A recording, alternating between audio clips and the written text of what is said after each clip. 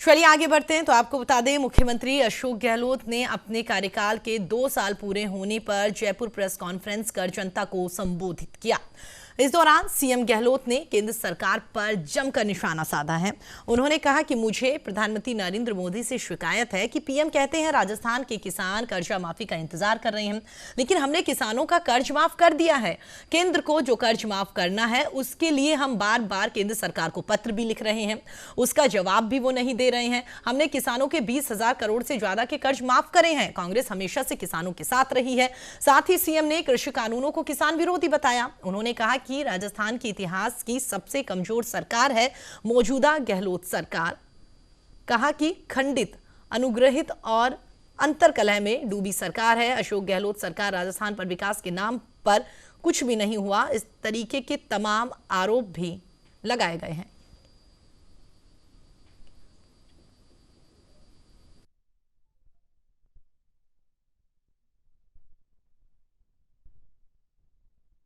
आगे बढ़ते हैं तो आपको बता दें, मेरे सहयोगी राजधानी जयपुर से नीरज शर्मा हमारे साथ जुड़ गए हैं। जी नीरज, जानना चाहेंगे, जिस तरीके से प्रधानमंत्री नरेंद्र मोदी की अगर बात करें तो उनकी ओर से किसानों से संवाद किया गया, वहीं दूसरी ओर अगर सीएम की बात करें तो मुख्यमंत्री अशोक गहलोत की ओर से साफ कह दिया गया है कि 3 कृषि कानून है किसानों के खिलाफ है, और साथ ही पीएम को कई बार हमारी ओर से चिट्ठी लिखी गई है कि आपकी ओर से जो कर्ज है उसे माफ किया जाए। उसको लेकर तो जवाब ही नहीं देते।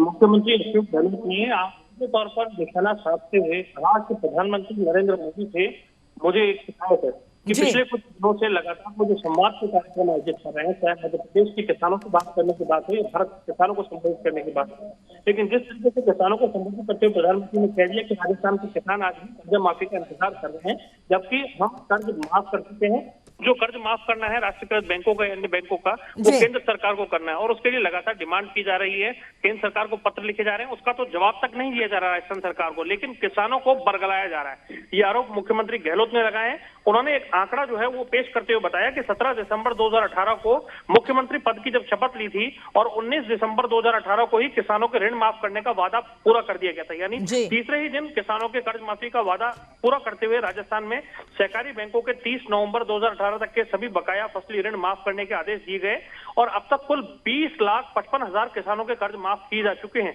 और इनमें से करीब 9,000 किसानों के 2 लाख रुपए से ज्यादा के कर्ज माफ हुए।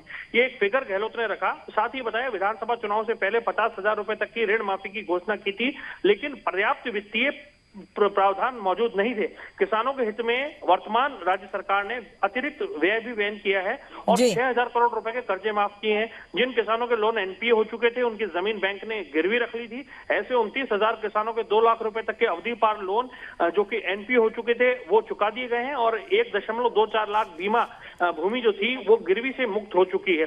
इसी तरह कुल 14,000 करोड़ के किसानों के कर्जे राज्य सरकार ने माफ किए हैं और जिन किसानों के कर्जे माफ हुए हैं उन किसानों को दोबारा ऋण भी मिल सकेगा, इसकी भी व्यवस्था राज्य सरकार ने कर दी। यानी ऐसा नहीं है जो नहीं चुका पाए, सरकार ने उनके ऋण चुकाए तो उनको कर्जा वापस नहीं मिलेगा, दोबारा भी कर्जा मिल सकेगा बैंकों से। सहकारी बैंकों का कर्ज माफ करना राज्य सरकार के अधिकार क्षेत्र में था, इसलिए राज्य सरकार ने सिर्फ 24 घंटे में उस वादे को पूरा कर दिया। लेकिन क्योंकि राष्ट्रीयकृत बैंक, कॉमर्शियल बैंक यानी वाणिज्य बैंक और क्षेत्रीय ग्रामीण बैंक ये भारत सरकार के वित्त मंत्रालय के प्रशासनिक नियंत्रण में आते हैं, इसलिए इन बैंकों की ओर से किसानों की कर्ज माफी के लिए राज्य सरकार ने केंद्र सरकार को वन टाइम सेटलमेंट का प्रस्ताव बना करके भेजा है और इस वन टाइम सेटलमेंट के लिए मुख्यमंत्री ने प्रधानमंत्री को 2 बार और केंद्रीय वित्त मंत्री को 1 बार पत्र लिखा है, जिसका जवाब अभी तक राज्य सरकार को केंद्र से नहीं मिला। जवाब अपेक्षित है और राजस्थान सरकार राष्ट्रीयकृत बैंकों के बीच में 50-50 के अनुपात में वहन करने का भी प्रस्ताव रखा था, जिसका भी जवाब अब तक नहीं मिला है। तो ये मुख्यमंत्री अशोक गहलोत की पीड़ा आज निकल करके सामने आई मीडिया के सामने कि हम बार बार पत्र लिखते जा रहे हैं, ना प्रधानमंत्री जवाब दे रहे हैं, ना केंद्रीय वित्त मंत्री जवाब दे रहे हैं और देश के किसानों को जब वो संबोधित करते हैं तो राज्य सरकार को घेर लिया जाता है।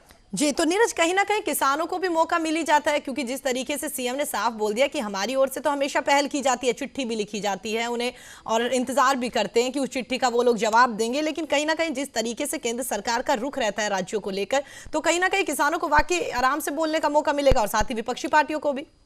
देखिए, किसानों को तो बोलने का पूरा मौका मिल ही रहा है, लेकिन यहाँ एक गाना याद आता है, चिट्ठी ना कोई संदेश जाने वो कौन सा देश। निश्चित तौर पर ये पीड़ा आज मुख्यमंत्री की थी कि जब हम पत्राचार कर रहे हैं, राज्य सरकार जो है वो पत्राचार कर रही है, तो सामने से केंद्र सरकार को भी पत्राचार करना चाहिए, कम से कम जवाब तो दें कि हम देंगे नहीं देंगे, बिल्कुल। लेकिन कोई जवाब नहीं, उस मामले पर मौन साध लिया गया है। इसका क्या अंदाजा लगाया जाए? तो ये एक बड़ी चिंता की बात है। साथ ही केंद्र के जो 3 कृषि कानून हैं जिसके खिलाफ देश भर में आज किसान उद्वेलित हैं, और मुख्यमंत्री ने कहा कि यहाँ तो गांवों के अंदर या शहरों के अंदर हमको घर में बैठे भी ठंड लगती है, वो किसान जंगलों के अंदर बैठे हैं, खुले में बैठे हैं, खेतों में बैठे हैं, फील्ड में बैठे हैं। लेकिन किसान आज अपनी मांग को लेकर के पिछले 3-4 हफ्ते से 1 महीना होने को आ गया, लगातार धरना दे रहा है, आंदोलन कर रहा है, लेकिन क्या केंद्र सरकार अपनी प्रतिष्ठा की फिक्र नहीं करती? गहलोत ने कहा जब किसानों की प्रतिष्ठा का ध्यान नहीं रखेगी सरकार, तो सरकार की प्रतिष्ठा और नेताओं की प्रतिष्ठा कैसी होगी? क्योंकि जनता को जब तक सम्मान नहीं मिलेगा, नेताओं को भी सम्मान जनता देने वाली नहीं है। बिल्कुल बिल्कुल। चलिए नीरज, हमारे साथ जुड़ने के लिए और बातचीत करने के लिए आपका बहुत बहुत धन्यवाद।